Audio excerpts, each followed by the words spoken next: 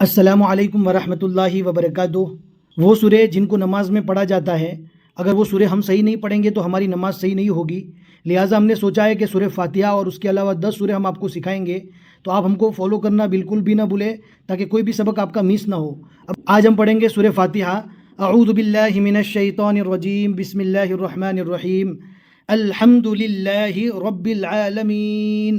برابر سے پڑھنا ہے، ہا کو ادا کرنا ہے، الف کو لام سے ملانا ہے، للہ رب العالمین، الحمد للہ رب العالمین، الرحمن الرحیم، الف کے اوپر زبر لگا کر رو سے ملانا ہے، الرحمن الرحیم، مالک یوم الدین، مالک یوم الدین، ایاک نعبد و ایاک نستعین، اہدنا الصراط المستقیم۔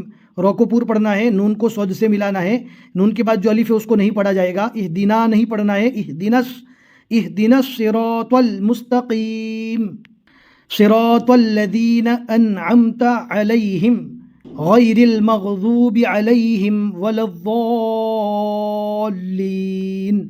لام کو ضاد سے ملانا ہے اور ضاد کو لام سے ملانا ہے، ولا الضالین غیر المغضوب علیہم ولا الضالین۔